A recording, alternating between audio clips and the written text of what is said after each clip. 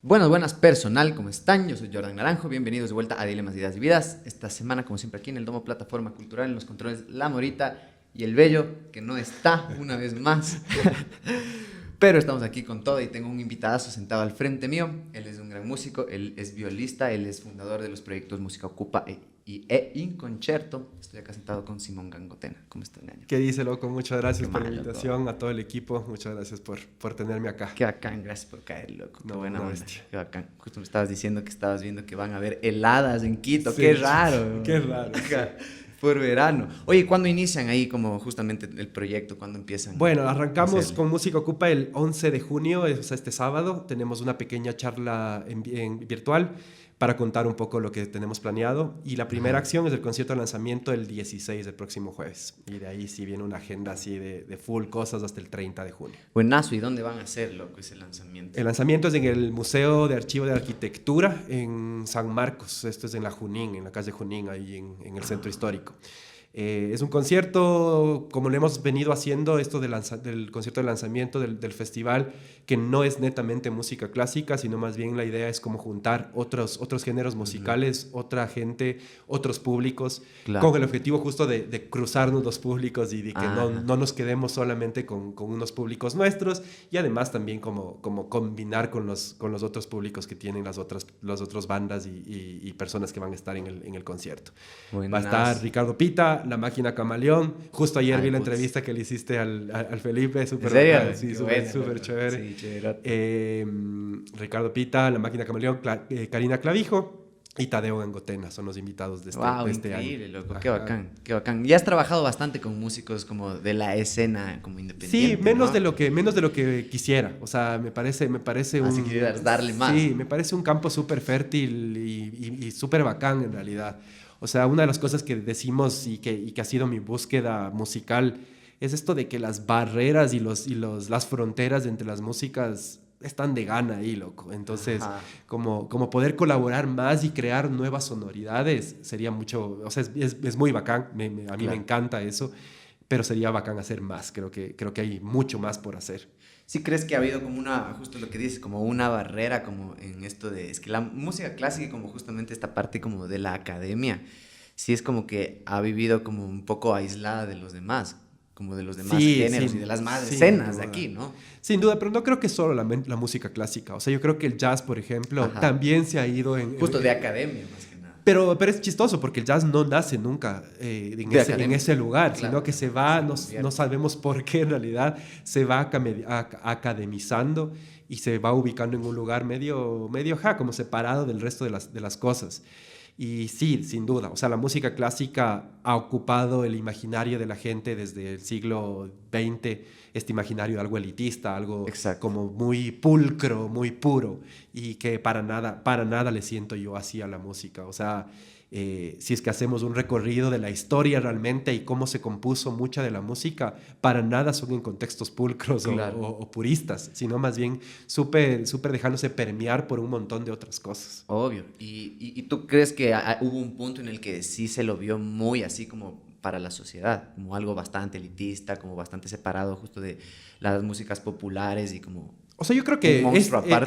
estamos en ese momento, justo. O sea, y por eso es que nosotros como Inconcerto y yo como músico clásico que he querido crear nuevas historias para la música clásica, hacemos lo que hacemos. Ajá, Porque sí sentimos que sigue ocupando un imaginario súper elitista. O sea, ajá, si le preguntas a cualquier persona, es interesante porque al final igual es en un cierto grupo de personas que ocupa ese imaginario. O sea, ajá. nos hemos dado cuenta que es sobre todo clase media alta que le sienten así a la música clásica. Porque si vas a un lugar más bien de escasos recursos, ni siquiera existe la imaginación, ni siquiera saben lo que es la música clásica o un teatro, ¿cachas? Ajá, O sea, ajá. como que no hay ni siquiera esa construcción ya formada.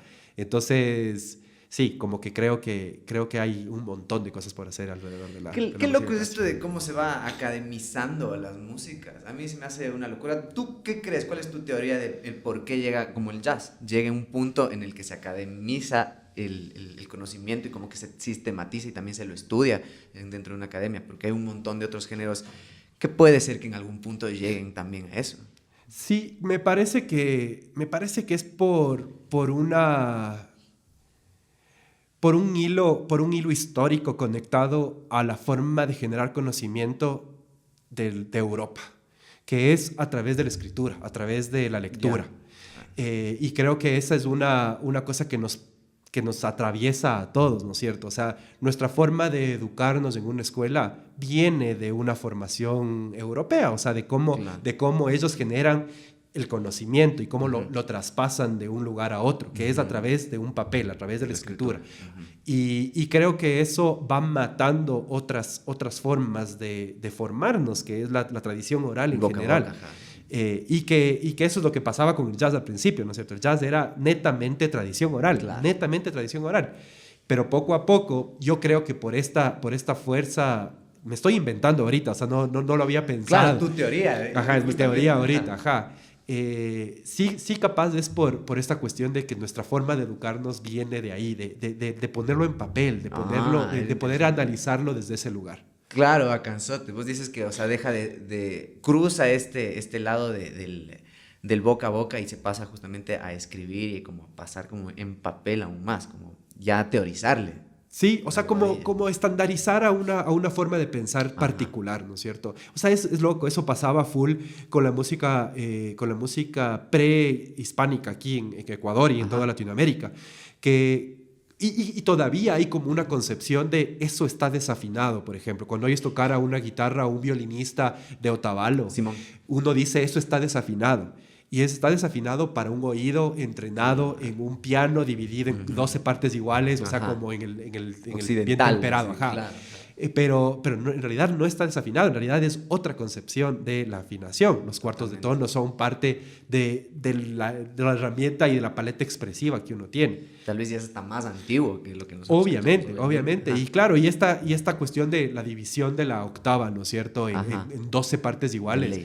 Es una cuestión nueva, una cuestión que aparece a finales del siglo XIX y que se empieza a estandarizar para todas las formas de música y las formas de acercarse a lo sonoro.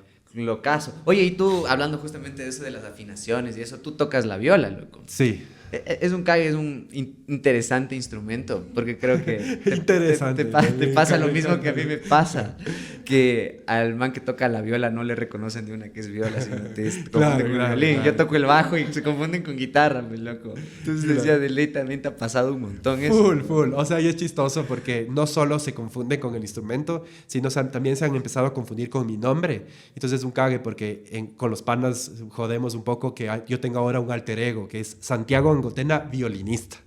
O sea, ahora ya tengo... Claro, porque siempre me llaman Santiago Angotena, se confunde no sé por qué, por el Gangotena capaz, pero me dicen Santiago y además violinista. Entonces es como mi alter ego ahí, presente siempre.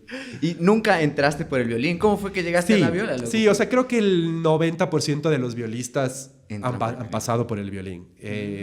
Hay no sé si cachas, pero los violistas son como los pastuzos de la música clásica. O sea, hay un montón de chistes. Si quieres, después te cuento. Durazo. O sea, nos bulean full. Y una de las cosas que se dice es que los violistas somos violinistas frustrados. O sea, que no logramos ser violinistas por A o B. Y decidimos darle un intento a la viola y hacer una carrera ahí que es más fácil tocar, supuestamente. Que tiene algo de cierto y además algo de sustento en la historia de la viola. En realidad hay un periodo de tiempo donde sí pasaba full eso, o sea, en el clasicismo sobre todo. La viola tiene cosas muy simples, entonces sí pasaba que un violinista que no podía tocar algún pasaje, se le pasaba la viola. Pero es como cualquier estereotipo, que se va formando base a, no sé, a chismes en realidad. Sí, es lo mismo que le pasó al bajo, loco. Claro. Al bajo le ha pasado lo mismo atrás de la guitarra también. El man que no toca también la guitarra, dice, a ver, tú toca el bajo, ñañín. Claro, pero el rato que ves un violista o un bajista increíble tocando, puta, claro, flipes. y entiendes el rol que cumple también dentro de eso y Obviamente, la dificultad de ese rol. Claro. ¿Cuál es la dificultad del rol de la viola, loco?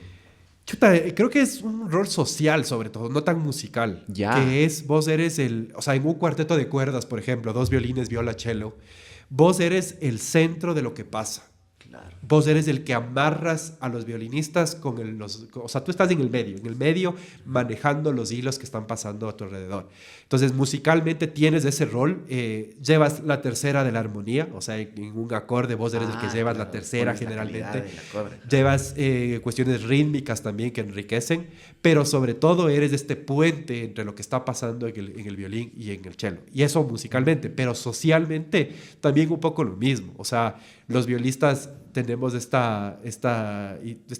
como esta fama de ser buenos mediando ciertas situaciones, mediando los egos de un violinista que tiene la fama de ser un divo, y el chelista un poco lo mismo. Entonces es como tenemos ese rol de mantener la cordura dentro del cuarteto de cuerdas. Wow, focazo. ¿Y tú consideras que sí te ha influenciado tu rol musical en tu vida cotidiana? Sin duda. No sé cuál es el que influye a cuál. Ajá. O sea, no sé si es por mi personalidad que llego a la viola o que la viola me ha ido moldeando. Pero sin duda sí siento que tengo esa personalidad que sí veo igual como similar en otros panos violistas. Ah, qué cague, loco. Sí, es focazo. Es que me identifico mucho con eso porque yo también he pensado bastante eso con el bajo también, eso de soportar, de ser ese puente que pega la armonía con la melodía y lo rítmico, entonces claro. Es un cague eso. ¿Desde cuándo tocas la viola? ¿Cómo fue ese llegar a ese instrumento? A ver, yo empecé el piano a los 7 años. Mi viejo, mi vieja, ellos siempre quisieron ser músicos ellos. Por momentos de la historia de la humanidad donde la música no era una carrera real, claro. No pudieron serlo, y entonces nos pusieron siempre en música a nosotros, a mis hermanos y a mí. Y a los 7 años yo empecé con el piano, pero nunca me gustó. O sea, toqué creo que 4 o 5 meses máximo, y yo le decía a mi papá, a mi mamá, ¿A los cuántos años me dijiste? A los 7. A los 7. Y yo le decía, no, esta huevada no es para mí, no me gusta el piano. Quiero violín. Ya sabía, no sé por qué, no sé cuándo es que quería el violín. Entonces dejé el piano y teníamos un charango, y yo cogí el charango y con una parte del atril me hacía como que tocaba el concierto de Tchaikovsky, así. Y entonces creo que con esa presión que empecé a meterles a mis viejos, decidieron que finalmente me iban a comprar un violín a los 13 años, a los 12 en realidad. Me compran el violín, vivíamos en la Tacunga, entonces yo empecé a tocar el violín en Pujilí, en el conservatorio de Pujilí, ¿cacha? Así como... entonces mi profe, chuta, me enseñó todo al revés, por poco y al otro lado, ¿cacha? O sea, me enseñó a coger el arco de una forma súper rara y tal.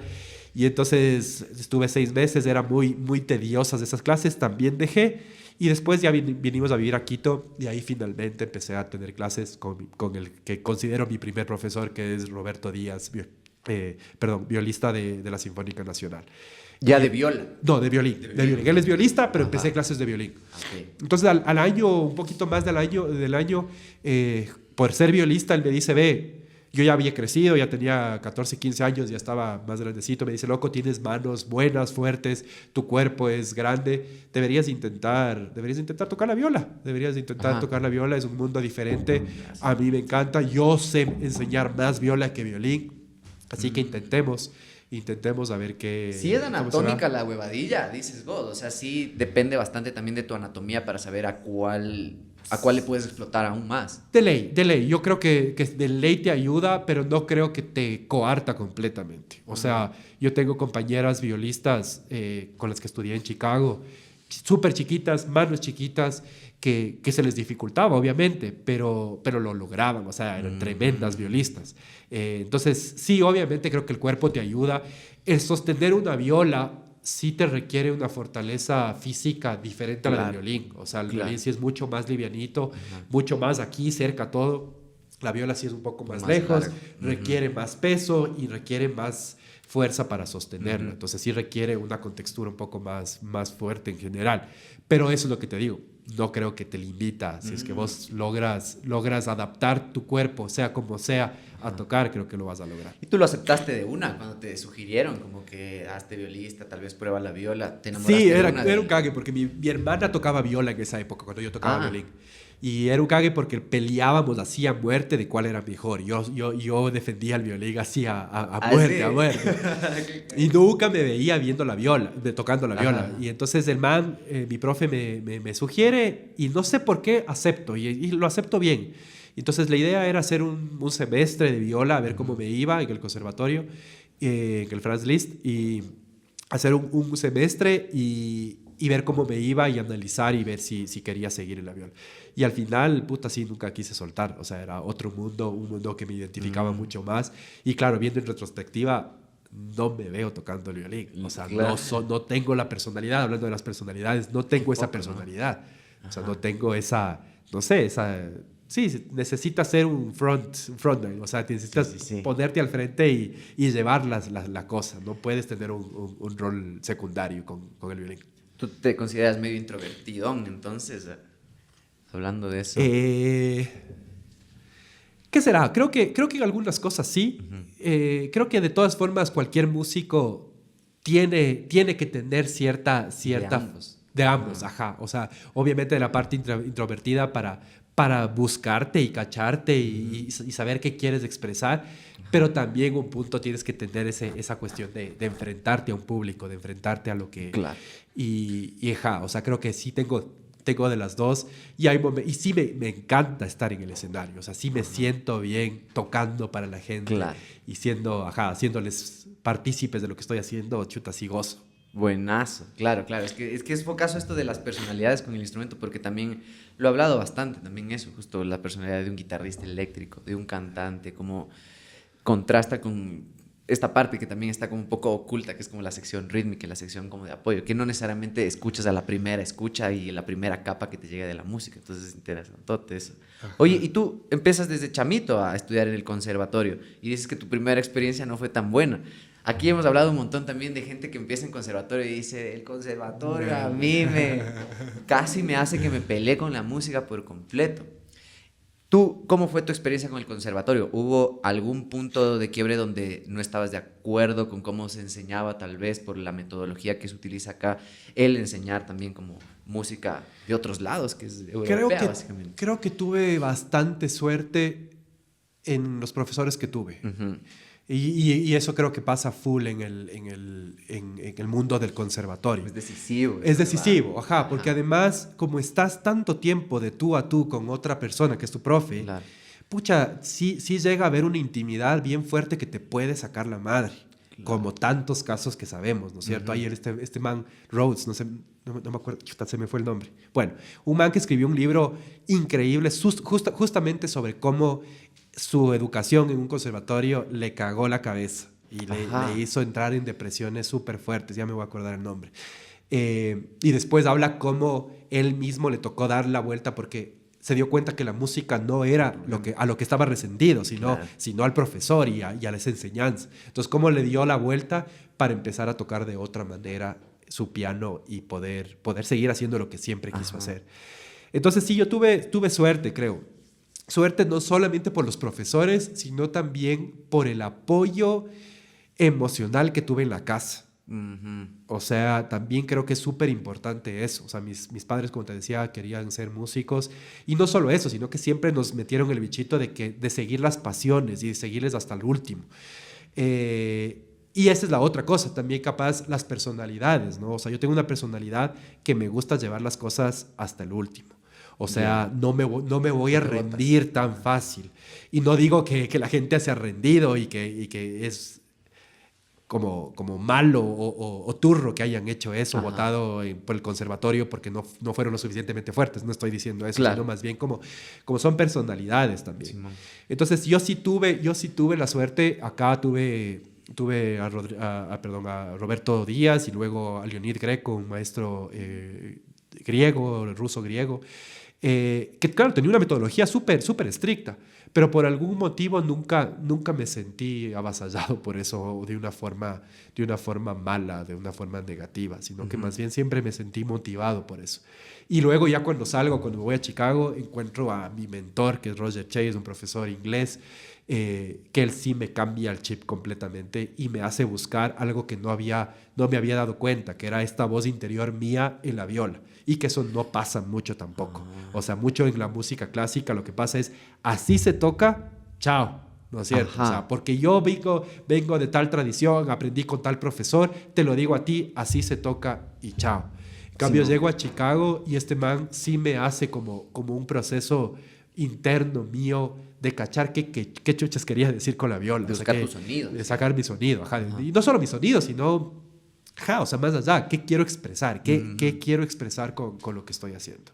Entonces sí, un poco de suerte, creo. Lo caso. ¿Y cómo fue ese proceso justo de encontrar como tu voz y lo que tú querías hacer con tu instrumento, loco? Porque también, al ser un instrumento clásico, a veces también buscan que no se salga de, como tú dices, del rol que debe cumplir, que se debe tocar así, que debes leer exactamente eso y que debes leer. ¿Cómo fue como empezar a romper como esas cosas, esos moldes que tenemos como seteados también como de la academia, de la música clásica y el conservatorio? Ajá. Sí, creo que tiene que ver mucho con mi formación en la casa, mis papás. O sea, ahorita que mencionas de eso, digo, yo estudié en el colegio La Salle de la Tacunga. Ya. ¿Eres de la Tacunga? No, pero vivimos ahí 7 años. Mi cédula es de la Tacunga. Así es, la Tacunga. Entonces vivimos 7 años allá y yo estuve en La Salle de la Tacunga. Entonces digo, eso o sea, esa formación católica te puede hacer mucho daño, ¿no es cierto? Claro. Pero por suerte tenía unos padres que me enseñaron a cuestionar lo que me estaban dando ahí y pasar filtros míos, no ni siquiera de ellos, sino míos. Discernir. Y como aprovechar ciertas cosas bacanes, porque al final el catolicismo tiene unas cosas súper bacanes. O sea, pucha, todo el trabajo solidario, todo el trabajo, o sea, como hay muchas cosas bacanas, claro, pero pasar por un filtro propio que te haga ir discerniendo qué es bueno, qué es malo para ti.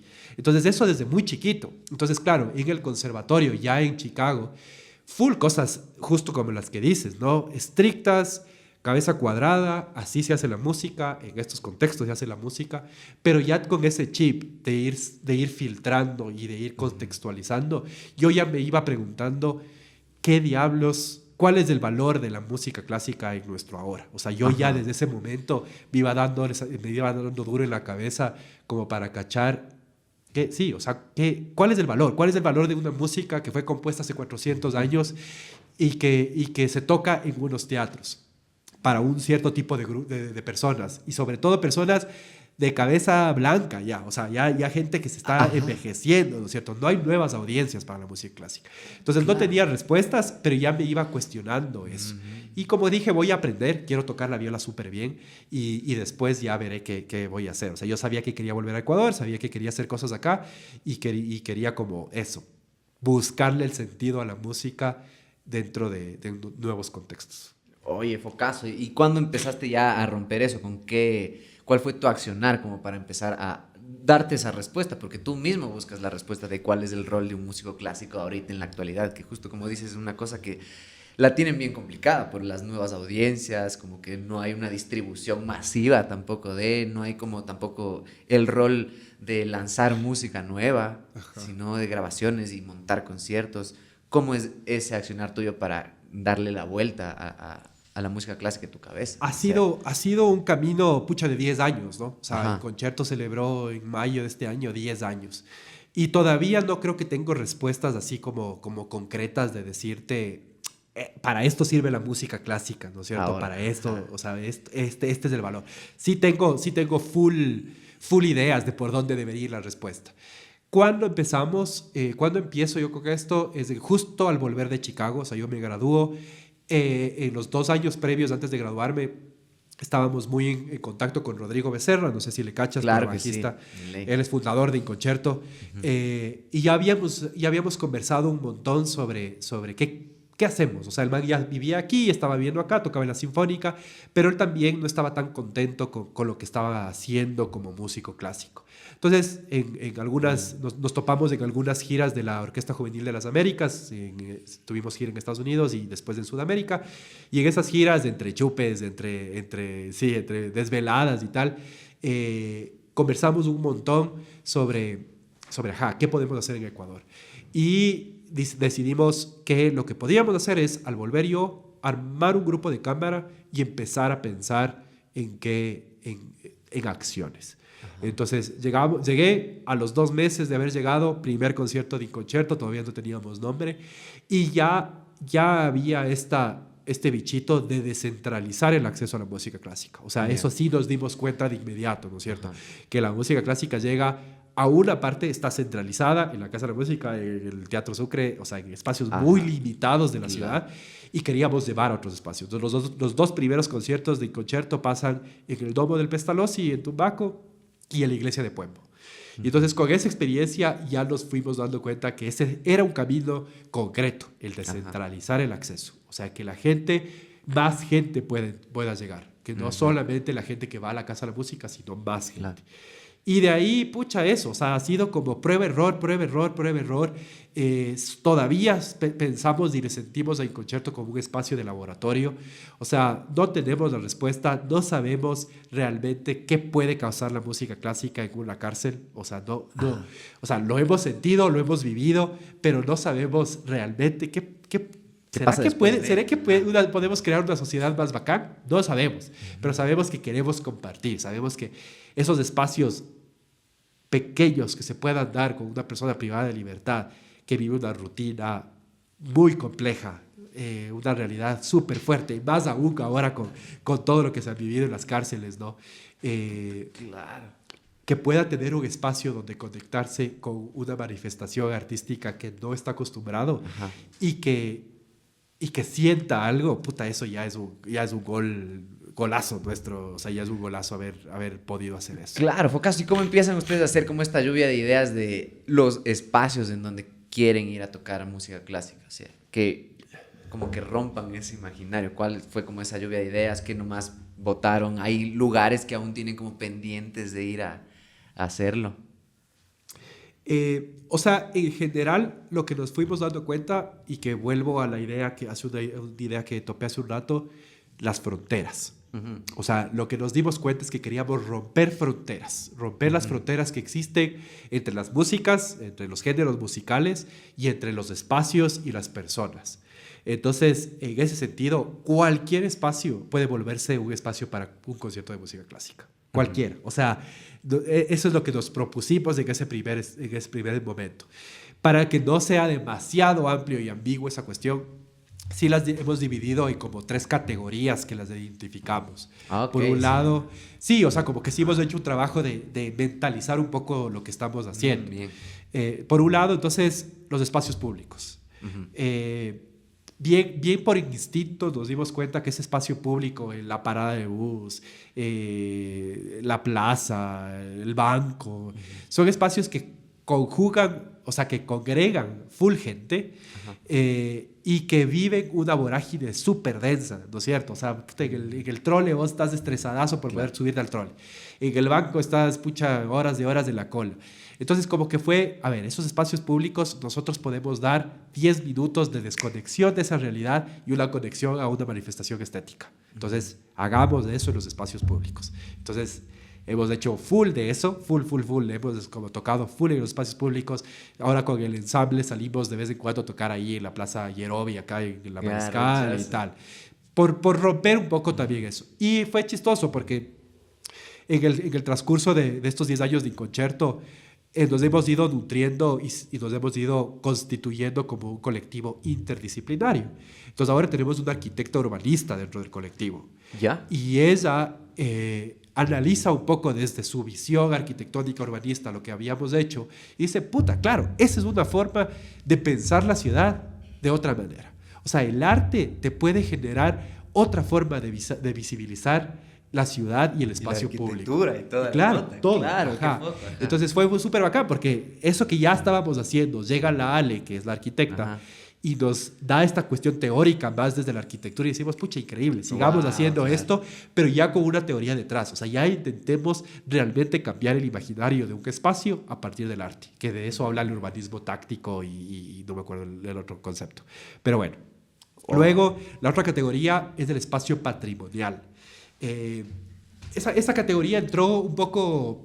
Todo un poco se ha dado bien instintivamente, nada a la así marcha, como, sí. a la marcha. Claro. Entonces, lo de los espacios patrimoniales se dieron por una conversación con el Instituto Metropolitano de Patrimonio y la directora Angélica Arias. Ella es una arquitecta igual que tiene una visión del patrimonio bien bacán. O sea, el patrimonio no es solamente el edificio bonito restaurado, sino el patrimonio también es lo intangible, obviamente, ¿no es cierto? O sea, las historias son patrimonio, etcétera, etcétera. Entonces, cuando conversábamos con ella, dijimos, sí, de una, armemos una categoría de ocupación de nuestros espacios en lo patrimonial, porque además sí es verdad que hay un desuso y un abandono de un montón de espacios patrimoniales. Entonces, ¿cómo nosotros como músicos podemos como tomar esos espacios y revalorizarlos a partir de lo que hacemos? Entonces, el ícono de esa categoría es la piscina del Sena. Entonces, sí cachan la piscina del Sena. La piscina del Sena es una piscina construida en 1800, a finales de 1800, que se la abandonó desde los 60, desde 1960. Entonces, un espacio increíble, es por la Recoleta, saliendo desde Santo Domingo, saliendo para el sur. Es un espacio increíble, abandonado, que cuando fuimos había jeringuilla, o sea, un espacio así súper denso, que limpiamos y nos lo tomamos y hicimos un concierto. Y fue increíble, o sea, fue una experiencia para la audiencia, para los músicos, o sea, todo el mundo. Fue increíble porque realmente cambió el imaginario y revalorizó un espacio que está completamente olvidado ahí en el recuerdo. Ahora de nuevo está abandonado, pero es como desde lo que hacemos podemos transformarlo en un escenario y que tenga una vida, ya sea por una hora o por... Sí, o sea... ¡Wow! Sí. ¡Qué foco! Me suena full con esto que hay en alguno como de estos clipsitos que suben de Música Ocupa, que hablan de que cualquier lugar puede ser un escenario y que como que hemos como categorizado qué es lo que puede ser un escenario y el mismo músico se siente más cómodo estando en un escenario y existe como esta exigencia también ya de parte también como del que hace la música. Romper eso me parece dificilazo. ¿Cómo fue la primera vez de salir a la calle? Porque he hablado aquí también con full gente que hace arte en la calle, que te toca lidiar con las cosas que pasan ahí, que están fuera de tu control también y tienes que ocuparlas incluso a tu favor. ¿Cómo fue tu primera experiencia ya haciéndolo acción? Esa nota? Sí, ahí, pucha, le tengo que dar un montón de crédito al Rodrigo Becerra. Perdón. El man es un improvisador neto. O sea, al man, una de las fortalezas que tiene el man es poder ajustarse a lo que se presente. Y no solamente en la música, sino en su vida. Y entonces yo aprendí un montón porque yo en cambio sí soy una persona que me gusta tener un control de las cosas, un poco más planificador, organizador, saber a lo que llego, saber cómo van a pasar las cosas y tal. Pero él, en cambio, es un muy, como te digo, de llegar y accionar. Llegar y accionar. Entonces, eso a mí me costó un poco, porque claro, llegábamos a un mercado y yo sí era como hijo de madre, nadie nos va a poner atención. Claro, o sea, como que sí hay una construcción mental, ¿no es cierto?, previa a lo que llegas.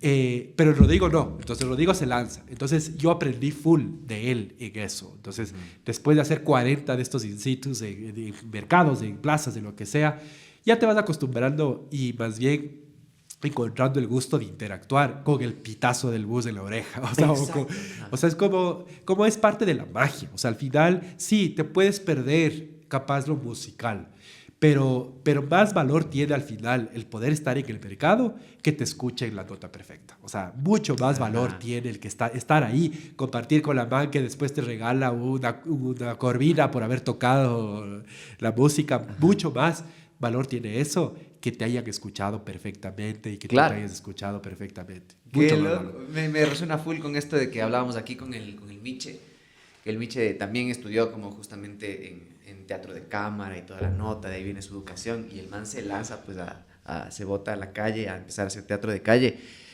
Y el man le choqueó esta nota justo de que nadie hace silencio. Entonces, todas esas cosas que suceden de no escucharte, de no tener un espacio, de tú mismo hacerte tu espacio, seguramente ustedes tal vez, dentro de todo este purismo que existe por la academia también de la música clásica y el conservatorio y toda esta nota, ¿existió algún tipo de crítica hacia lo que ustedes estaban haciendo desde la misma gente académica, tal vez? Sí, sí, sin duda. O sea, David Ballesteros es un violinista de la Sinfónica de Londres que ha venido tres años a Música Ocupa. Este año no va a poder venir lastimosamente. Él ha criticado esos espacios porque él dice, No jodas. él sí se siente un poco como vulnerable, como fuera completamente de lo que está acostumbrado. Claro. Y de nuevo, que no se pone el énfasis donde debería estar, que es la música como tal. O sea, la música para él tiene una fuerza tan linda que si es que la escuchas bien, Claro. va a tener un impacto más fuerte en las personas. Y por otro lado, por ejemplo, mi viejo, amante de la música clásica, él también se queja de eso. O sea, el man le puede dar, o sea, cólera. El rato, tuvimos nuestra fiesta de 10 años hace poco y tocó el ensamble, tocamos. Ajá. Y claro, era un espacio de fiesta más bien. Y claro, la gente ya se pegaba al traguito mientras el ensamble tocaba. Entonces no había silencio absoluto. Claro. Entonces el man se mandaba la miércoles con otro man porque el man quería silencio absoluto de poder escuchar. Y que tiene toda la razón al final, ¿no es cierto? Claro, claro. O sea, al final vos quieres escuchar. Pero hemos aprendido que ese es el riesgo de tener y juntar a audiencias diversas. Claro. ¿No es cierto? O sea, porque a nuestro concierto, al ser además un concierto con músicos internacionales, pucha, de muy buena calidad, va a venir gente que le encanta la música clásica y que quisiera poder escuchar en condiciones perfectas. Claro. Pero al mismo tiempo, al hacerlo en la piscina del Sena, pucha, el bus va a sonar, entonces no vas a tener esas condiciones, pero en cambio tienes esta cuestión de que juntas a una audiencia que le interesa ir a ver la piscina del Sena. Claro. Entonces, juntas a diversos grupos de personas y eso hace que vaya a haber siempre una persona que está insatisfecha por lo que se está haciendo. Total. Es que eso es como que la consecuencia también de romper formatos. Claro, claro. Ajá. Rompes un formato y va a haber full gente que le va a convenir esa ruptura, pero a otros les va a chocar un montón. Sí, sin duda.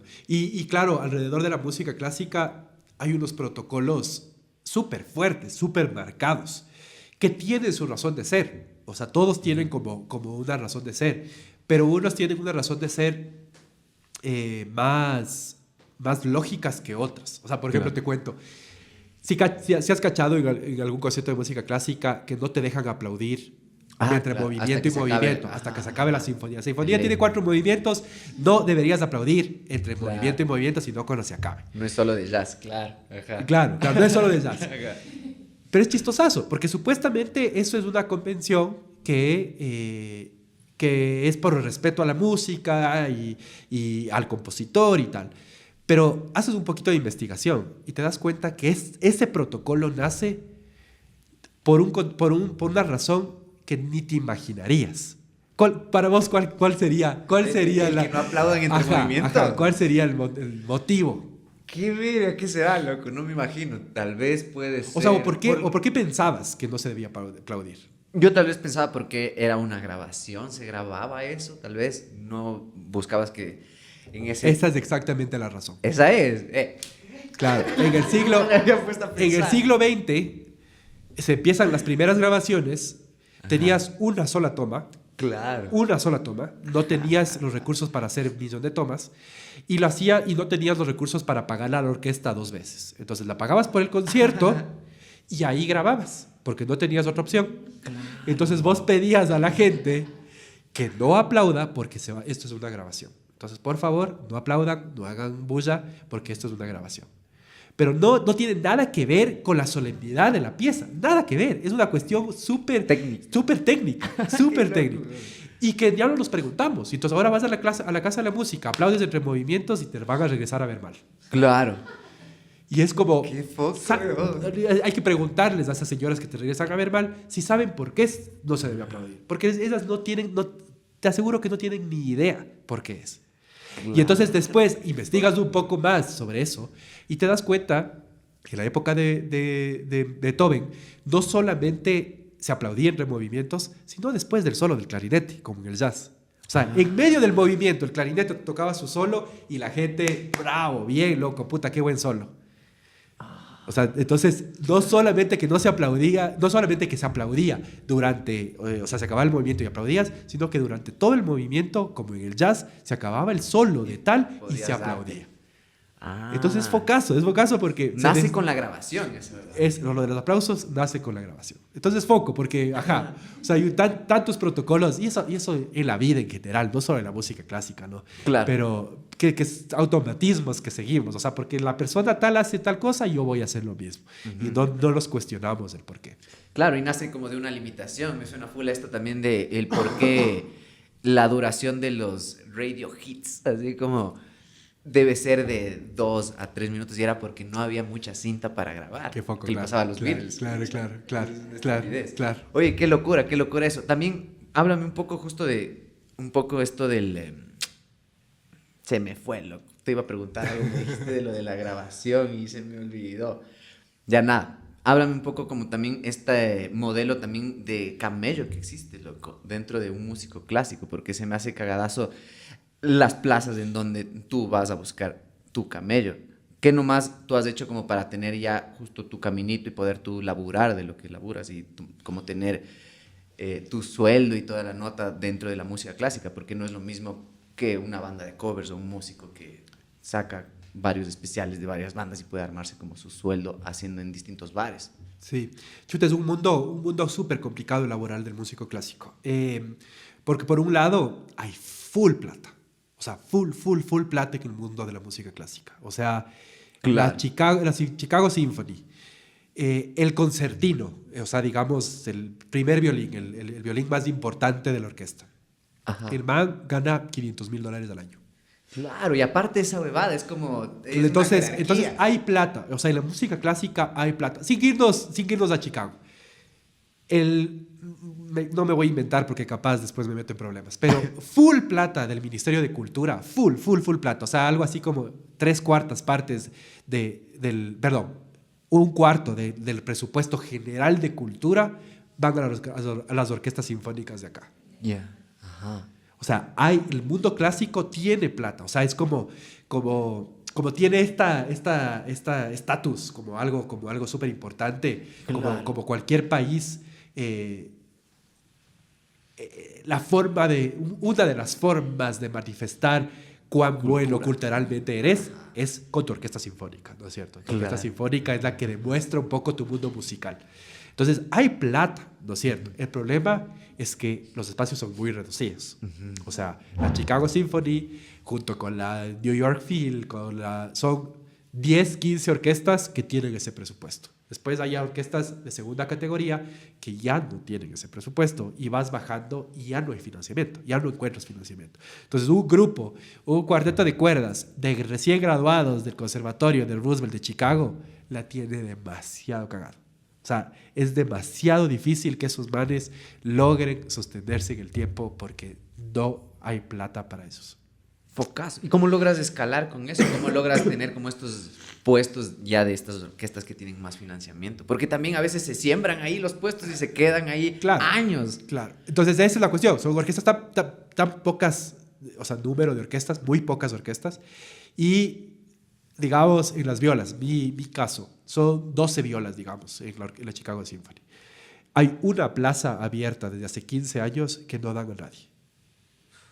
No dan, o sea, ¿por qué? Porque están esperando que sea este genio, no sé qué están, al Mesías estoy esperando. Mesías, de ley. Entonces, o sea, ya hay una. Entonces, se abre la plaza porque todos los años hacen la audición, por ley tienen que hacer la audición, hay 1,000 violistas aplicando para la audición y nadie se la lleva. Entonces, es pucha demasiado denso esa huevada. Y claro, entonces yo por suerte ese nunca fue mi objetivo estar en la Chicago Symphony. O sea, nunca fue mi objetivo tocar en una orquesta así de ese nivel. Como que no, la institución como tal no me llama tanto. Ah, okay. Entonces yo tenía claro que quería hacer mi propia huevada en Ecuador. Y sabía que en Ecuador iba a ser cagadazo, pero también es tierra fértil. O sea, hay full cosas por hacer porque no se han hecho. O sea, lo que hace Incocherto nunca nadie había hecho. Entonces eso abre puertas porque nadie ha hecho eso. Lo que hace, no sé, Pitecus, es algo que tampoco se ha hecho en el Ecuador. Entonces como que eso te posibilita otras cosas. Es fácil innovar aquí, dices, claro. Creo que sí. Creo que es más fácil que en Europa. O sea, en Europa ya hay demasiadas cosas hechas. Claro. Entonces innovar allá es más complicado. Claro. Acá creo que hay como un campo más grande para experimentar. ¡Wow! Focazo eso. Ya me acordé que te iba a preguntar. A ver. Que sea bueno. Era sobre la extensión, justo de lo que hablábamos de las grabaciones y esto que no aplaudan, de la extensión también de las obras. Tú, ¿cómo has visto justo esto de lo que estamos viviendo también? La inmediatez es focota, como generar piezas muy largas para que consuma la gente. Ahora es mucho más difícil de que se enganchen con esas piezas largas también de obras y la extensión y todo. A mí me pasa también con esto del podcast que nosotros no hacemos contenidos pequeños, sino son conversas de hora y media, 2 horas, ahí hasta de 3 horas, ¿cachas? Y hay gente que se la banca, ¿cachas? ¿Cómo ha sido para ti lidiar también con ese lado también de la inmediatez, que ahorita no podemos prestar atención más de 5 minutos y dices, puta, pero ¿a qué horas cantan? Sí, chuta, justo tuvimos una conversación, la Luciana Muselo, no sé si lo ubicas. Claro, sí. Ella está haciendo nuestra comunicación, comunicación de Incocherto y Música Ocupa. Y justo hablamos un poco de eso porque el Ricardo Pita nos manda un videíto súper lindo para llamar a la gente al concierto de lanzamiento. Ajá. Y duraba 1 y medio. Y la Luciana, sí lo vi, pero la Luciana le corta a uno porque dice, en los primeros 20 segundos solamente está tocando la guitarra y la gente se va a desconectar. Entonces yo fue como, hijo de pucha, o sea, ¿cómo que no está pasando nada? El man está tocando la guitarra y del putas además. Claro. Pero la Luciana, con toda su experiencia, dice, no, la gente se va a desconectar. Y obviamente toca adaptarse al momento que estamos viviendo, ¿no es cierto? De ley toca hacer ciertas cosas para adaptarnos a lo que estamos viviendo, a esta inmediatez. Es fuertazo. O sea, yo creo que sí es bien denso el que no podamos sostener la atención más de ese minuto y medio. O sea, más de ese minuto que es lo que el reel de Ricardo Pita dura ahora. Y por eso mismo creemos que el arte tiene que sostener y no como una visión purista, para nada, pero creo que sí debe sostener un espacio que nos está quitando esta inmediatez. Claro. O sea, el arte, creo que tenemos como artistas la responsabilidad de sostener esos espacios de encuentro humanos desde lo estético y donde la inmediatez no sea lo más importante. Claro. Y creo que es nuestra responsabilidad crear cosas bacanes con contenidos, que la gente se dé cuenta que sí puede estar en un concierto de música clásica y no aburrirse y probarnos a nosotros mismos que todavía podemos hacer eso y seguir creando ese tipo de espacios. Creo que no tenemos que claudicar tan fácilmente en ese otro mundo de la inmediatez. Claro. Me parece que nos estamos yendo hacia allá. O sea, yo no tengo problemas con el reggaetón. O sea, yo fresco con el reggaetón. Creo que el reggaetón ocupa un espacio específico en nuestra sociedad y que es muy bacán. Ajá. Sí tengo problemas en el monotematismo que nos está llevando el reggaetón. O sea, sales al taxi y solo oyes reggaetón. Te vas a la peluquería, reggaetón. Al restaurante, reggaetón. Y entonces eso para mí sí es un conflicto, porque eso sí está generándonos una sociedad que consume un solo tipo de cosas y que eso va a causar enfermedades. O sea, es como comer hamburguesas todos los días. Claro. O sea, si es que comes, o sea, si te pegas una hamburguesa una vez al día, capaz, todo bien.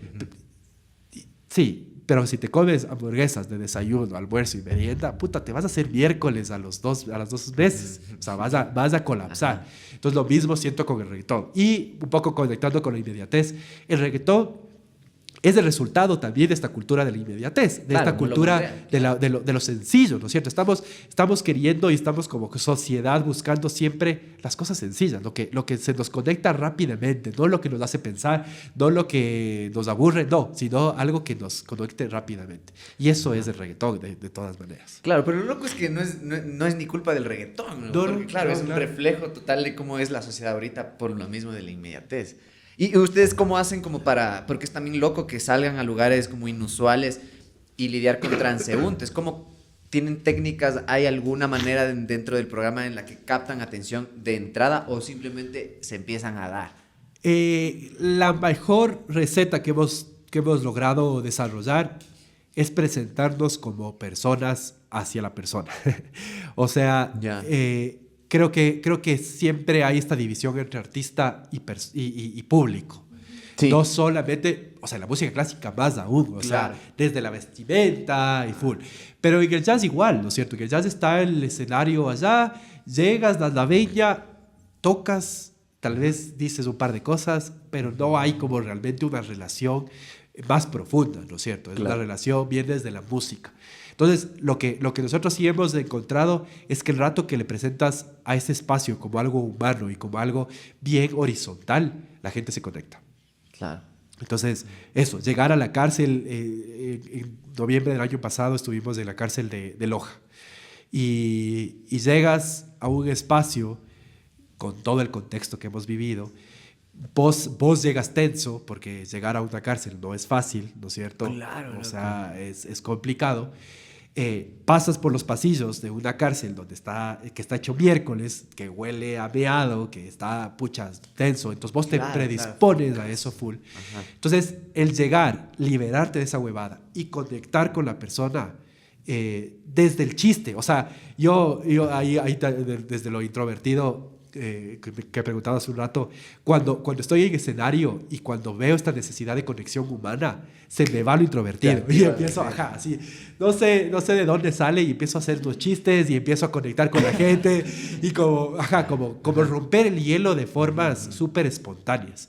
Entonces, una vez que rompes el hielo y puchi, dices, loco, vengo a compartir esta huevada con vos. Si que te gusta, puta, qué bacán. Si no te gusta, todo bien. O sea, es algo que capaz nunca antes habías escuchado.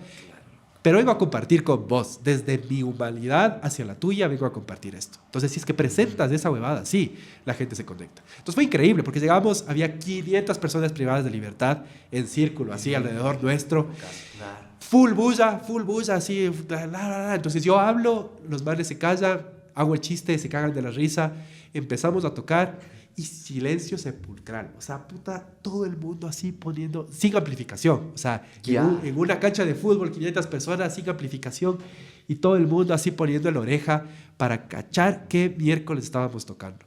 Y increíble. Entonces acabamos de tocar, la gente aplaudía, se volvía loca y volvíamos a tocar y de nuevo silencio. Entonces, Ay, wow, increíble, porque eso, o sea, entonces la receta para nosotros es el rato que pones una relación humana frente a lo que vas a hacer, ya generas un espacio de escucha súper lindo. Buenazo. Lo de los chistes también es buenazo. Loco. Sí, claro. Un Porque chiste, claro. Vos dices chistes cuando estás nervioso, te pones chistoso y hablas con chistes. Eso es lo que pasa generalmente. A mí me Claro. Qué huevada. Oye, y háblame justo de este punto de validación, porque seguramente al setear un nuevo formato y mostrar un nuevo formato y romper más que nada el formato clásico de presentarte en teatros y en lugares donde están hechos para que hasta suene mejor.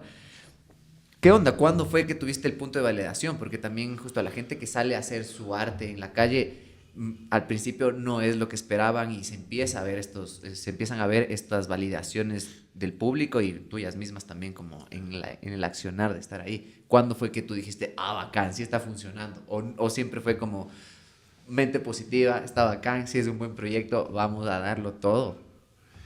O sea, yo creo que lo que hacemos tiene un valor social que es mucho más fácil de validar rápidamente, que es la democratización del acceso a la música clásica.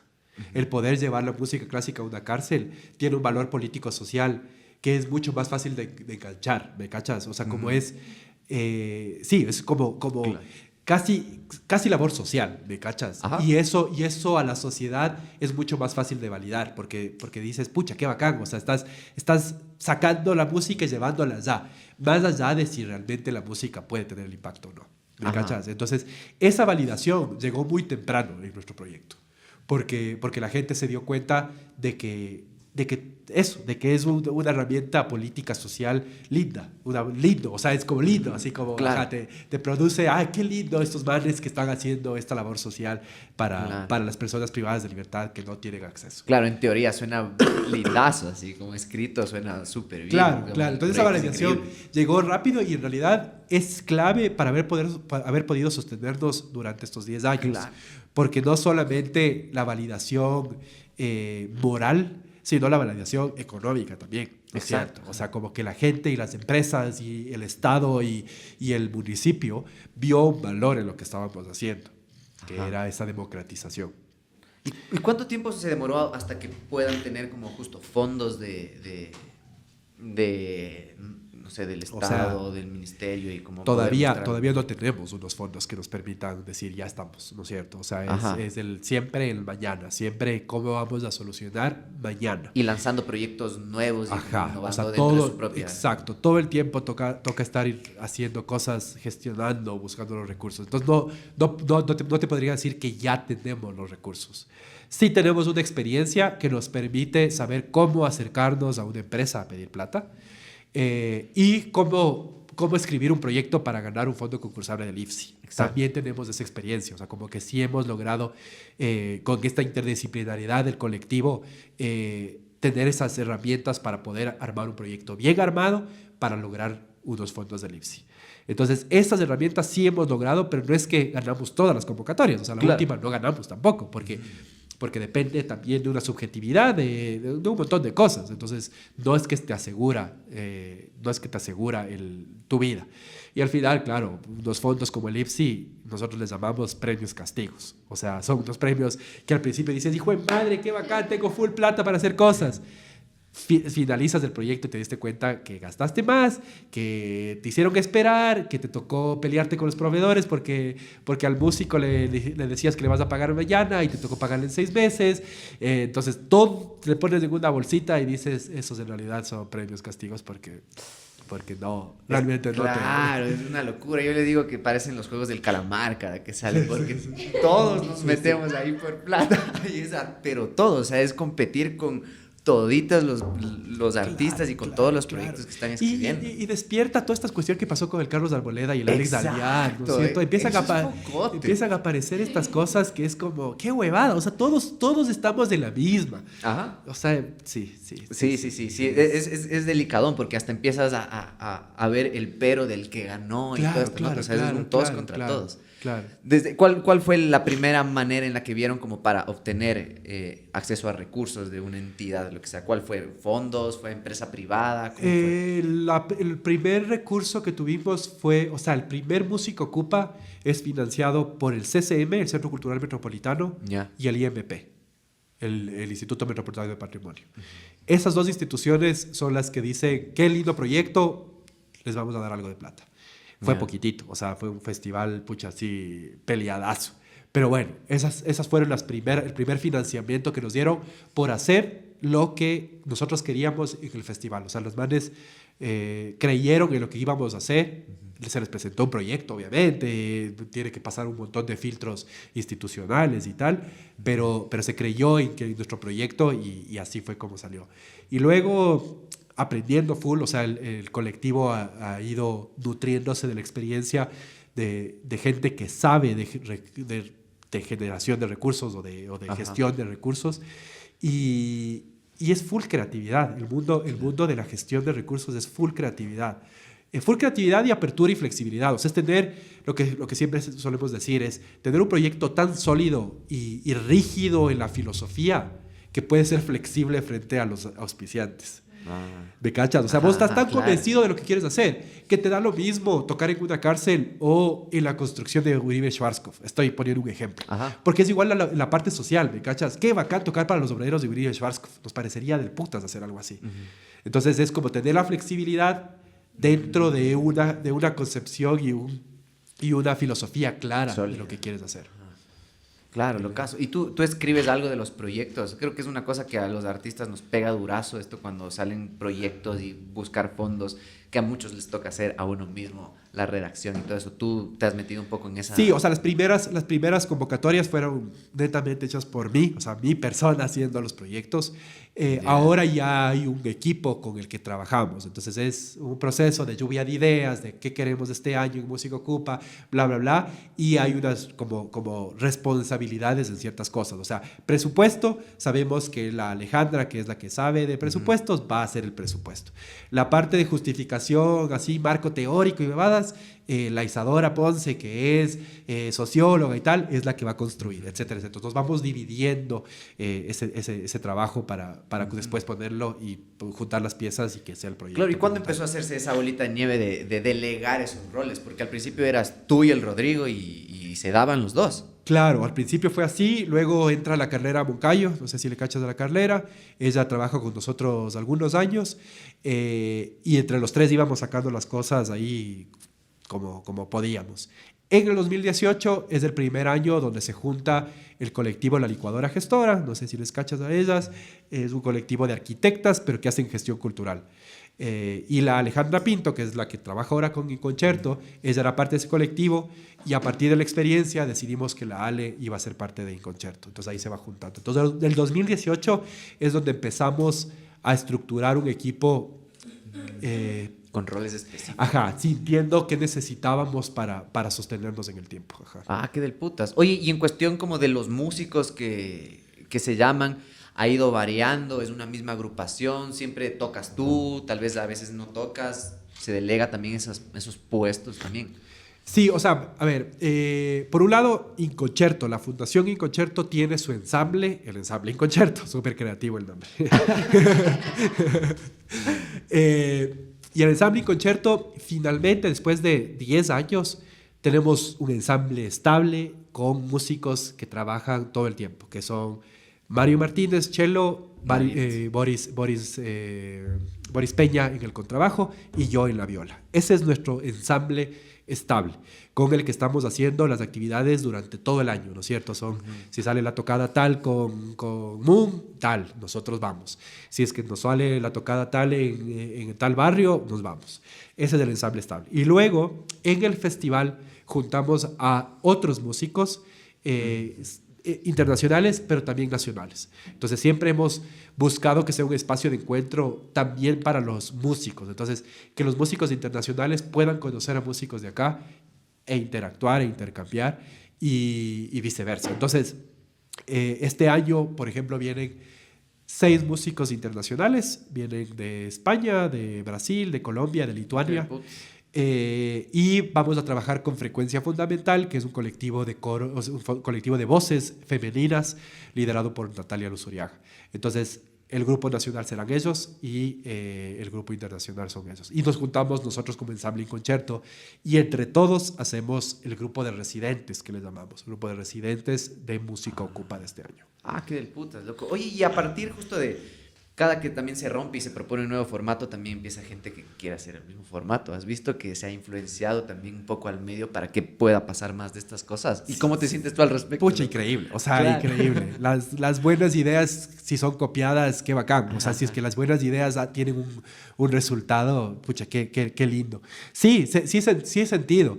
Desde lo musical mismo, o sea, como esta interacción de cuerdas con otros géneros, como que ha empezado a haber más eso, es chéverazo, pero también desde lo social, o sea, desde esta cuestión de ir a tocar en un hospital. O sea, hace poco nos mandaron la foto de miembros de la Orquesta Sinfónica de Loja que fueron a tocar al hospital de Solca ahí en Loja. Entonces fue como, pucha, qué lindo, qué lindo. O sea, qué pena que no seamos nosotros y que no porque nosotros habíamos como propuesto al ministerio cierta capacitación a los músicos de las orquestas sinfónicas para contarles nuestra metodología para que ellos tengan eso como una herramienta para poder acercarse a un hospital. Pero no pasó. no pasó, todo bien, qué pena que no pasó, pero qué lindo que esté pasando por su cuenta. O sea, qué bacán que la Orquesta Sinfónica esté yendo a tocar en hospitales. Entonces, sí, lindazo, que se vaya como esparciendo esto, pucha, que del putas. Sí, y crees que tal vez en un punto como si se rompa como esta relación que tenemos con el imaginario, más que nada de la música clásica y la música académica y la música de teatro, ¿sí? No creo. O sea, creo que somos una sociedad que nos encanta categorizar, nos encanta dividir, nos encanta verle del otro lado. Ajá, y nos putearle. encanta poner, exacto. Entonces no creo que vaya a pasar, Con que haya más espacios de encuentro es suficiente, creo. O sea, no creo que toda la sociedad en un punto va a decir qué linda la música clásica, qué bestia, cómo me transporta. No va a pasar. pero con que haya unos espacios donde por momentos la gente sí sienta eso, pues yo creo que ya está. Y donde podamos colaborar con bandas, generar nuevas sonoridades, que las cuerdas tengan como una relación más estrecha con las bandas y eso, pucha, bacán. Creo que eso es lo Bacanzote. ¿Y esa idea de dónde sale, loco? ¿De quién parte como esta idea de colaborar con las bandas de la escena independiente? Vuelvo a este concepto que es lo que nos amarra como Inconcerto, las fronteras, ¿no es cierto? O sea, es esto de ¿por qué la música clásica no llega a la gente? Porque hay una frontera marcada. Entonces, parte de este camino, además de sacarle de los teatros y llevarle a los mercados, era generar un punto de encuentro con música que sí tiene otra incidencia en la sociedad. Entonces, como borrar justamente la frontera entre el Dapón y lo que hace Dapón con Inconcerto y generar algo en conjunto, generar un punto de encuentro.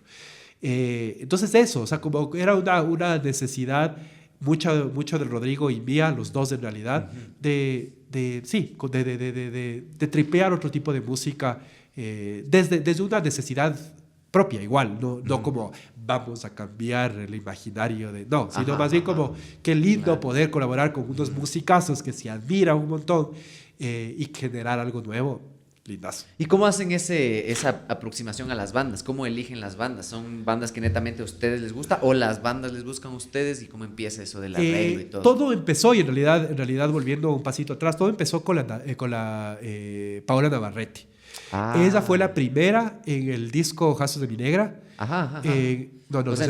Ficción se llama, creo que ficción. Creo que se llama el disco. El disco. Con el tema.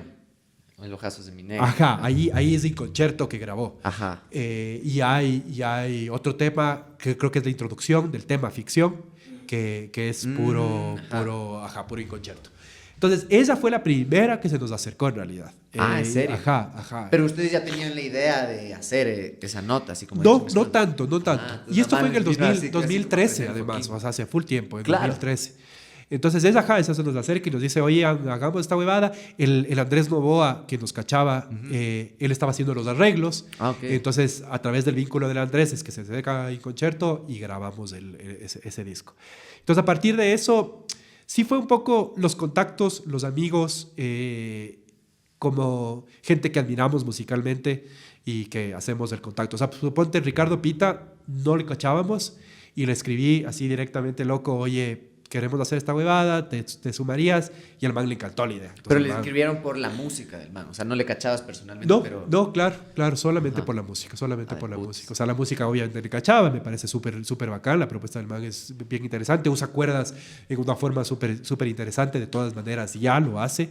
Entonces, fue como, a ver, propongámosle a ver qué dice. Y el man se sumó de una, así como de una muy buena... ¿Y cómo hacen los arreglos, loco? ¿Se delegan entre ustedes? ¿Hay un equipo que se dedica a eso? Sí, generalmente en los últimos tiempos es Justina Šignelytė la que hace. Ella es una compositora lituana que vivió acá 4 años, esposa de Giovanni Bermúdez, no sé si le cachas al Giovanni, contrabajista. Sí, claro, de ley. Era esposa de él, entonces ella vivió acá 4 años y ganó uno nosotros todos los años en Música Ocupa hacemos una convocatoria abierta a compositores. ¿En serio? Porque un poco lo que decías hace un rato de esto de que no se compone nueva música clásica, para nosotros es importantazo desmitificar eso y decir, sí se compone, el problema es que no se la toca, o sea, no hay gente que la toque. Exacto. Entonces nosotros hacemos una convocatoria, se compone una obra inédita para Música Ocupa y la estrenamos nosotros en el festival. Entonces ella ganó la primera convocatoria que hicimos, ella la ganó. Entonces ahí nos conocimos y hubo una afinidad artística súper linda y personal y empezamos a trabajar con ella full. Entonces ella hace los arreglos ahorita. O sea, ahorita justo el de Ricardo Pita, los de Ricardo Pita no va a ser, sino que va a ser el Andrés Novoa y Mario Martínez. Él está haciendo los arreglos y el Andrés. Pero la Justina está haciendo de la Máquina Camaleón y de la Karina Clavijo. Entonces con ella hacemos. Entonces el proceso es bien bacán porque es como hay una traducción donde yo me junto con los artistas, les pregunto más o menos por dónde quisieran llevar a las cuerdas. O sea si haces una pequeña entrevista. Sí, claro que sí, porque cada uno tiene su oído y su mundo y ya como cuestiones que quisieran escuchar. Ajá. Entonces es como entender un poco qué quisieran de las cuerdas. Y yo con la Justina después me junto y trabajamos un poco en una primera idea que se va asentando ya en una partitura y luego ya la Justina es la que trabaja al final todo el arreglo. ¿Y qué tan específica es esa primera conversa con los músicos? O sea, ¿escuchan los temas y te dan como ideas claras de momentos o es un poco más depende. Creo que en general es bien general. O sea, en general es como, a ver, quisiera que las cuerdas sean más un colchón. En el coro quisiera que sean un poco más colchón. Acá capaz sí podrían tener frases un poco más presentes. Pero en general es como bien amplia la conversación, no es tan específica. Okay. Hay cuestiones más específicas como hicimos el arreglo para uno de los temas del nuevo disco de Natalia Madrigal. Okay. Ahí fue un poco más específico el trabajo, porque el Ibis, que es el productor, él tenía una concepción clara de qué quería en las cuerdas. Entonces ahí sí fue como un feedback más estrecho, donde nosotros hacíamos el trabajo, yo revisaba con la Justina, le mandábamos al Ibis, el Ibis hacía sus comentarios, no, saben que aquí, entonces íbamos como haciendo el feedback ahí para ir mejorando lo que se estaba pensando. Qué bacán, loco, qué putas eso, buenísimo esto de mezclar también con la música alternativa que sucede acá. Sí, igual no hemos llegado a hacer lo que yo me imagino se podría hacer. ¿Qué es lo que te imaginas? O sea, yo creo que sí es generar un nuevo sonido, que creo que no se ha logrado. O sea, suponte con Dapón, lo que hicimos es entrar a la banda. O sea, no fue realmente encontrar un punto medio donde que se rompa un poco. Me encantaría. O sea, cuando hablamos full con el Mauro y con el Felipe de Andino, este era como un poco el objetivo. Al final los tiempos no se dieron. Siempre es tiempo y recursos, al final no. Claro, o sea, si es que tuvieras un tiempo de residencia artística, lograrías hacer eso, pero no hay. Entonces, por tiempos, porque ya teníamos que hacer ese concierto en Guayaquil o lo que sea, al final fue eso. Fueron unos arreglos que hizo el Felipe con el Mauro, que eran bien nosotros hacernos a la banda y no necesariamente encontrar un punto medio. Que eso sería mi sueño. Pero eso requiere full camello, porque es sí de construir un poquito la lógica que tiene una banda. Y la sonoridad. Y la sonoridad que tiene una banda y crear algo nuevo.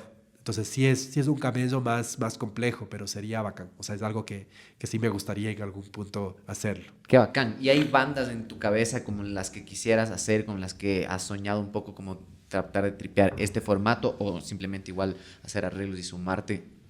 De acá, sí, seguro. O sea, yo creo que Dapón sí es uno de esos. A mí... Y con ellos no se dio el show, ¿no? Ahí se canceló justo ese día. Pero después, el año pasado lo hicimos. Sí lo hicieron. Ajá, después ya nos fuimos. Sí se llegó a dar. Y acá en Quito también tocamos, en el lanzamiento de Música Ocupa también. Del año pasado. Sí, o sea,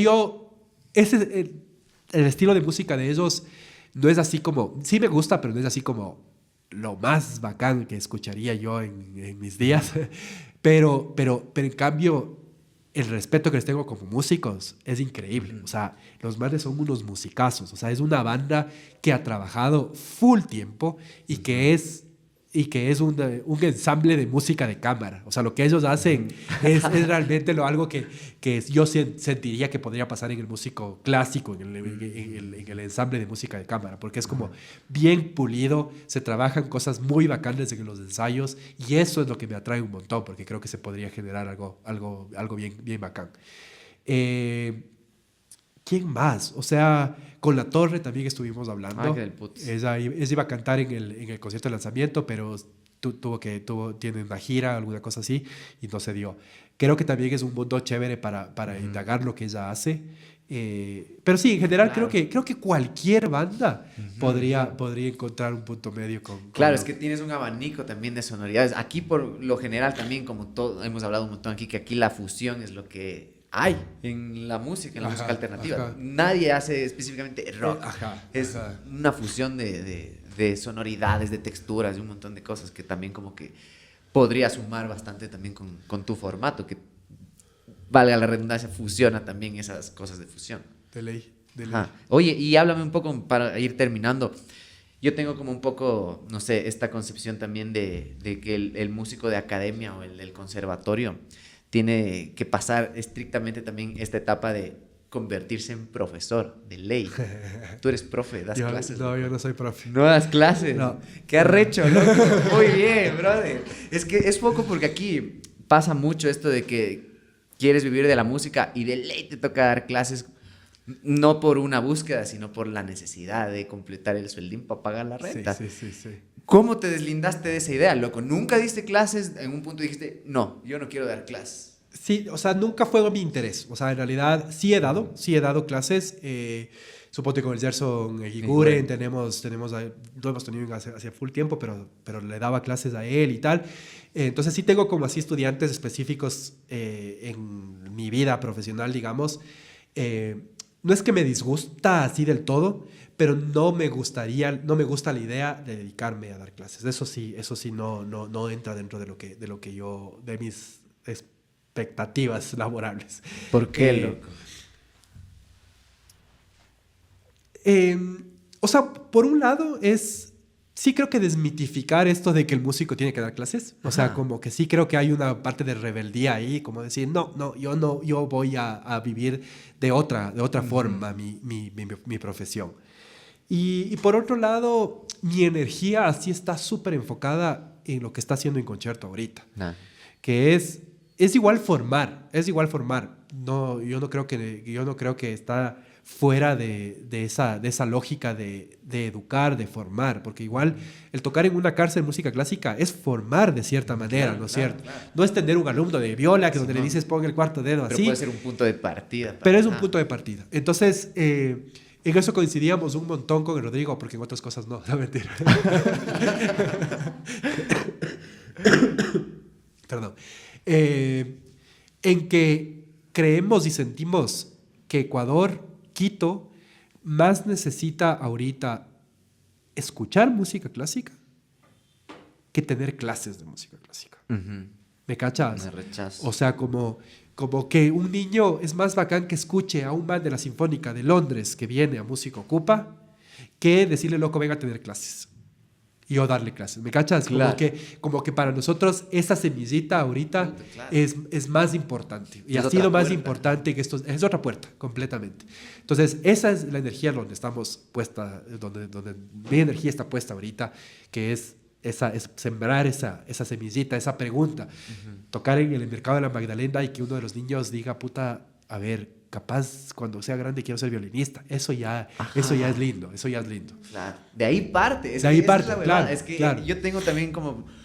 No es que soy peleado con eso de dar clases, porque sí doy clases, pero por si acaso, no mentira. Pero creo que sí se ha convertido un poco, y lo he visto y en mi experiencia personal, como un cáncer un poco de este sueño que es inicial, como el punto de partida, que tú ves a alguien tocando y dices, puta, yo quiero tocar. O sea, yo me hago músico porque quiero tocar. Y conforme va avanzando el tiempo, vas convirtiéndote en profe. Claro. Y te acomodas de eso. ¿Qué opinas tú al respecto de eso? ¿Tienes algo alejado de ese concepto tal vez? O sea, creo que no tenemos una industria musical que te permita solamente tocar. Eso sí está clarísimo. O sea, de ley necesitas hacer algo más para sobrevivir, ¿no es cierto? Y en mi caso, ese algo más ha sido la gestión cultural. O sea, yo he decidido no dar clases, pero en cambio me toca estar horas de horas en la gestión, en la administración, en la planificación, en la dirección de Inconcerto. O sea, como en un montón de cosas que no tienen que ver con tocar la viola. Pero entonces, las haces para tocar. Las hago para tocar, ajá. O sea, las hago para poder tener espacios. No toco tanto como quisiera en Inconcerto. O sea, toco... Este año ha sido el año que más he tocado y ha sido ricazo. Pero claro, hay tantas otras responsabilidades para poder sostener lo que hace Inconcerto que no toco lo suficiente o lo que quisiera. Entonces creo que de ley en el espacio cultural que vivimos, donde no hay un manager que te consigue toda la plata del mundo para que vos grabes tus discos y te vayas de gira, de ley te toca encontrar algo que te acompañe. Yo he decidido lanzarme por esta parte, pero entiendo las otras. O sea, y me da pena en realidad. O sea, me da pena... sí, o sea, ya iba a decir nombres, pero mejor no, porque capaz... no. Pero claro, me da pena, pero me da pena que eso, hay tanta creatividad y tanta buena música que no... que tienen que dar clases para poder vivir y entonces no hay chance de seguir creando y de seguir como generando otras cosas. O sea, las bandas no tocan lo suficiente porque no hay quien te pague por tocar. Claro. Te toca dar clases. Yo le veo o te toca ser sonidista, o te toca hacer otras cosas. Yo veo un poco como alejarse de ese impulso primario que te hizo querer ser músico. O sea, yo siempre he pensado que no quiero que me consuma el dar clases. Todo bien dar clases, está bacán, me divierte también. O sea, aprendes un montón. Aprendes, claro. acentúas todo el conocimiento en realidad. Pero sí creo que hay ese punto en donde te acomodas y te cambia el chip y dices como, soy profe de música y me va a quedar como profe de música, ya no como músico. Sí. No, ya te consume todo el tiempo. No piensas dar clases en el futuro. O sea, por ahora Inconcerto va bien, estamos como logrando sostenernos, entonces por el momento no, o sea, por el momento no es algo que... No vas a caer. Sí hay dentro del colectivo de Inconcerto, sí hay como muchas, como sí intereses de abrir un espacio académico más formal en Inconcerto. Entonces, en algún punto sí lo haremos. En realidad ya están pasando conversaciones. Mi hermano Tadeo, él es pianista y pedagogo. Entonces, con él estamos conversando mucho y él tiene como críticas muy claras y puntuales sobre la enseñanza de la música clásica. Entonces, queremos como ir construyendo otras formas de educación de la música clásica. Pero eso es un proyecto a largo plazo. Y que no necesariamente yo voy a dar clases de viola. Capaz doy clases de gestión cultural, o sea, alguna otra cosa. Pero sí, o sea, como sí hay ese interés dentro de Inconcerto para un momento. Focazo. Oye, toda tu familia son músicos, entonces, tus ñaños. ¿Cuántos años tienes? Somos 4. 3 hombres y una mujer. Sí, o sea, todos pasamos por la música. Mi hermano mayor es arquitecto ahora. Él es el más talentoso en realidad en la música, pero dejó a los 18, creo que sintió un poco esta presión indirecta de mis viejos, o sea, como mis viejos querían ser músicos, yo creo que él sintió esa presión indirecta de chuta, me toca ser músico, y entonces como que no le agarró tanto gusto. Entonces a los 18, después de 10 años de tocar el piano, dejó el piano y ya no volvió a tocar, pero tiene un oídazo, el man es como muy, muy talentoso. Luego mi hermana es profe de música, estudió el conservatorio toda su vida, tocó piano, tocó viola, corno, tocó algunas cosas, y ahora es profe de música. Bueno, ahora es mamá, está dedicada a ser mamá, pero fue profe de música en colegios y tal. Y luego mi hermano menor, Tadeo, él es pianista, estudió en el mismo conservatorio mío en Chicago y luego hizo una maestría en Canadá y está de vuelta acá. Toda la vida estuviste rodeado de música y estimulado incluso hasta por la competencia entre hermanos también. Sí, de ley, siempre. O sea, con Tadeo incluso tocar juntos, ¿cacha? O sea, hacíamos dúo piano y viola, puteadas obviamente, de ida y vuelta. Nos fuimos de gira los dos a Corea una vez, así como súper bacán, como una relación bien chévere desde la música. ¿Qué foco? ¿Y tus viejos qué querían tocar? ¿Qué querían hacer ellos? Mi vieja, ella tocaba guitarra, cantaba full, bueno, lo hace todavía, pero empezó a estudiar flauta traversa.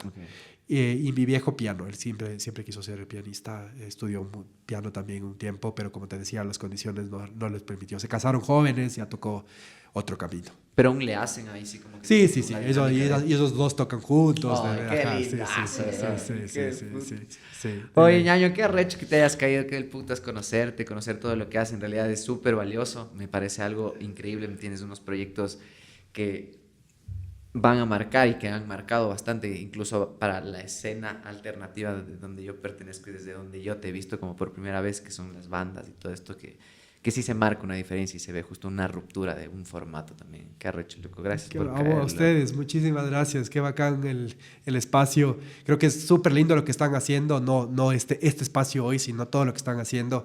El poder escuchar a los artistas y al medio es súper importante, el poder nutrirte de qué piensa el Felipe. O sea, como te decía, yo le cacho al Felipe, pero escuchar la entrevista contigo ayer fue súper lindo porque escuchas otras cosas que te nutren a vos. Entonces es un espacio súper valioso, y así que ñeque ahí y súper bacán. Antes de cerrar, oye, preguntarte, para vos, ¿qué es la música clásica? O sea, ¿cuál es el valor de la música clásica? Actualmente, Sí, o sea, en general. yo creo Sí. que es más que nada, para mí, ha sido como una cuestión de memoria. Es como tener la memoria de que eso existió, tener la memoria de dónde parte todo para lo que ahorita nosotros conocemos. Es distinto como... Para mí es distinto cachar el blues o cachar el rock o cachar todos los géneros si es que sé de dónde viene, desde dónde viene justamente, desde dónde viene una grabación, desde dónde vienen las formas, desde dónde empezó a ver las formas canción, toda esta historia de la música. Me parece re necesario entenderlo desde las primeras músicas, incluso de la música barroca, desde las músicas más antiguas y de las expresiones incluso culturales, tradicionales. Creo que te da una idea mucho más formada del punto en el que estamos ahorita como sociedad, del por qué llegamos a hacer y creer y pensar lo que estamos pensando como sociedad, y hasta para saber por qué ahorita escuchamos lo que escuchamos, porque la música es un reflejo de la sociedad y no al revés. Entonces, para eso me parece como importante, porque es mantener memoria, creo yo. Ya, buenazo. 20 sobre 20. No sé, porque, o sea, como que suena que no te mandarías una sinfonía, por ejemplo. A mí me aburre mucho estar en un lugar como sentado, ponte, justamente. Es como que ese formatito de la música clásica, de estar sentado. Y ponte lo de no aplaudir. Esas huevadas son como cosas que a mí como que me rompen y se pegan un poco con el formato y con las cosas que yo he venido consumiendo y como que yo he hecho también, ¿cachai? Entonces, creo, y por eso mismo tampoco no me jalo musicales, ponte. Yo también soy medio peleado con los musicales, y ya no tanto, pero también es una cosa de que no hago. Y el teatro en general, yo no voy mucho a teatro, pero me gusta, cuando estoy ahí lo disfruto y sé apreciarlo también, pero creo que el estarte quietín es algo que no va mucho conmigo, ¿cachas? Pero la memoria y lo que me hace tripear el momento en el que ya estoy escuchando es focazo. Es increíble. Caerás a los conciertos de música ocupa. Claro, del puto, es increíble. Quiero tripear de ley. Qué arrecho. Bacán, Año, una algo que quieras decir ahí a la gente que te ve y te escucha. Síganos en las redes de Música Ocupa y Concerto por la agenda que se viene de Música Ocupa, full actividades, así que síganos ahí está toda la info. Y el concierto del 16 de lanzamiento de Música Ocupa con Ricardo Pita, Karina Clavijo, Tadeo Engotén y La Máquina Camaleón. Va a estar súper bacán. Eso. Gracias, bro. Qué arrecho, ñaño. Gracias por caer. Gracias a ustedes también por ver, por escuchar. Acuérdense que esto no es una entrevista, esto es una conversación. Esto fue Dilemas, Ideas y Vidas. Nos vemos la próxima semana. Cuídense full, abríguense. Chau, chau, chau, chau, chau. Qué arrecho. Gracias, ñaño. Gracias, una bestia. Buenazo, Qué bacán. Qué de plutas. Gracias. Una bestia. Buenazo, todo divertido. Full cosas y todo.